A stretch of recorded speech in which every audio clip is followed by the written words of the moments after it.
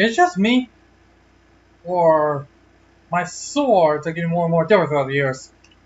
Same case with my shades. Now well, I got a review to do.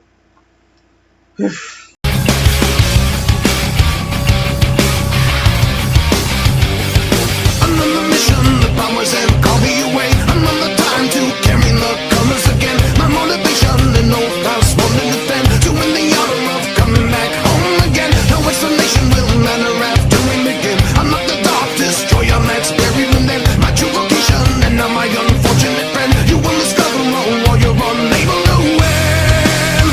I'll have you know that I've become. What is up, guys? It's me, Casey, here, review Kids Movies, Kids Shows. Let's talk about the X-Men, shall we? Ah, yes, one of the greatest superhero groups of all time. We're up there with the Avengers, the Teenage Mutant Ninja Turtles, and the Justice League. Like, without a doubt, the X-Men have their fair share of great franchises. They have great movies and great TV shows, like the one in 1990s. But there was another show that came after it, and that's the one we'll take a look at today. X-Men Evolution. It's about our merry mighty mutants going off to face their greatest challenge yet. High school. Really, that's it? High school? Is that the best they can come up with? Well, alright, but why have to go to public school? I mean, wouldn't that draw attention to the fact that they're being mutants? I know Charles tried to put a point that humans and mutants can coexist in peace, but I don't think it's a bright idea going to public school where they're most likely to get tortured and mocked because they're different. That's not a very high idea, Chuck. And well, I'll give it credit. It has some great animation, great character designs, and it's pretty good. And I do like how they're using the Institute as, well, getting instructors and all that, like Storm and Wolverine and later Beast. But I just don't get why they're going to high school. I mean, and on Brett's side, Storm, Beast, and Wolverine weren't going to high school either. And while I get it, the X-Men started off as a bunch of teenagers, but still, this seems kind of off to me, to be honest. And of course, they're trying to capitalize on the X-Men films that are coming at that time, and well, they were pretty popular at the time. And well, kind of like what Teen Titans did, it follows this some sort of student or character types you see in pretty much every single TV shows and movies. Like Cyclops is the cool kid, and it's got the awesome shades. Jean is the Miss Popular, and almost all the guys like to flirt with her, especially the jock. Cause yeah, okay, seriously, why are there so many jocks supposed to be bullies and jerks in these kind of things? I just don't get it. What? Do Showbiz have something against jocks, do they? Huh? Well, okay, I'm not a jock myself, but still.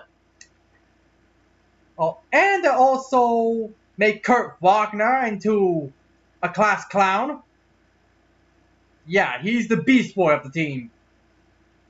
I guess that makes sense.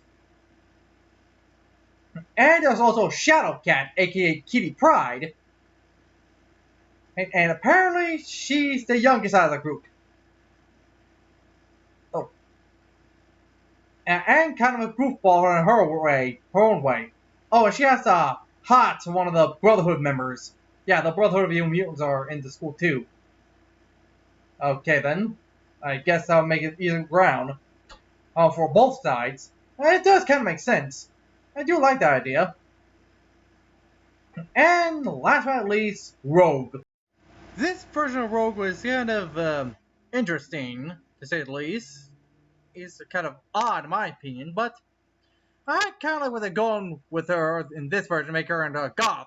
Well, okay, I kind of have mixed feelings about her being a goth. I have nothing against goths or anything like that, but she probably had her reasons for being so, because her skin. You know, her power that she can't touch anyone. Yeah, that kind of sucks doing that. And I wonder how the original Rogue would feel about this. X-Men Evolution of Rogue was a very interesting show.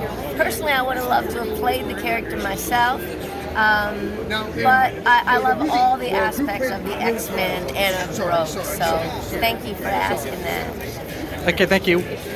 In fact, one of the original writers would think of X-Men Evolution.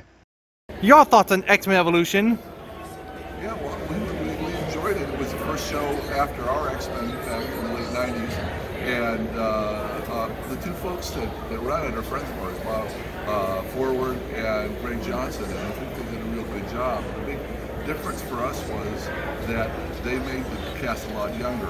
Our folks were in their mid-20s and their guys were in high school. And so it had a younger feel, it had a more high school feel.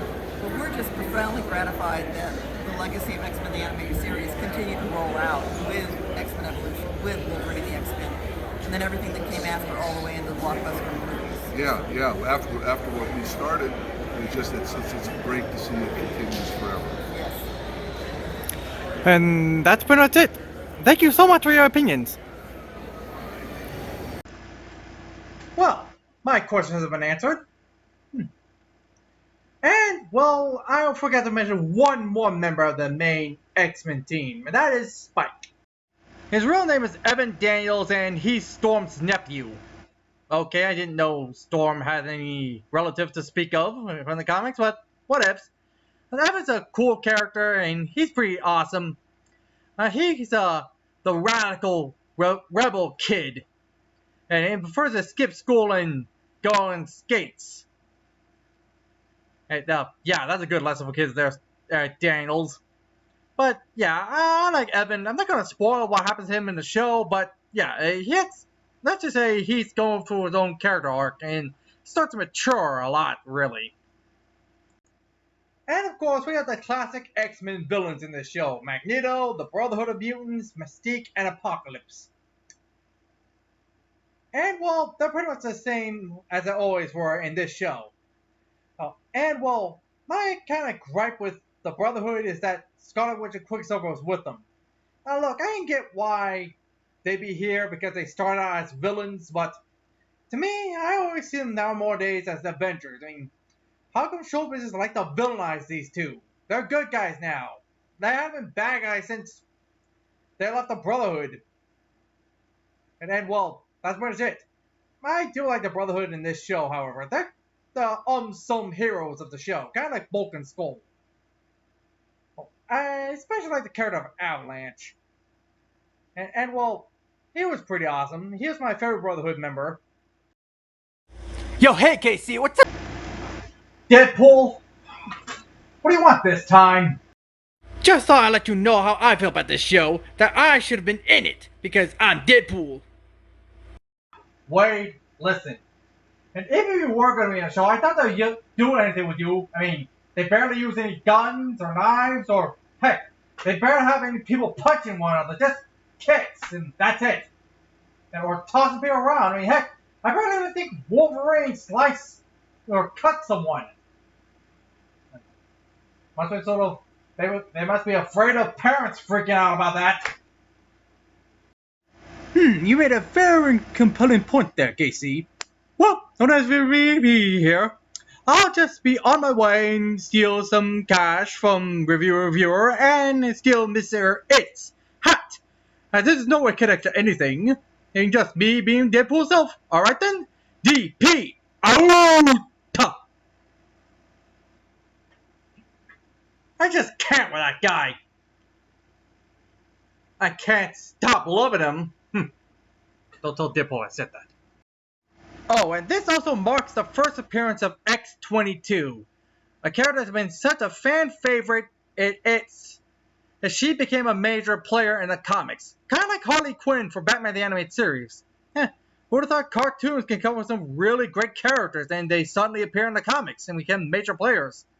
And I like X-22, and I like all the forms of media she's in, especially in Logan. So overall, this was a fun and entertaining animated series. I mean, it's no X-Men the Animated Series, no Wolverine the X-Men, but it was still a very entertaining show.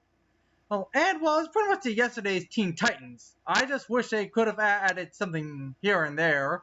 And well, the professor is his usual Sarah father self, so really not much change. And, well, it's just that good of a show.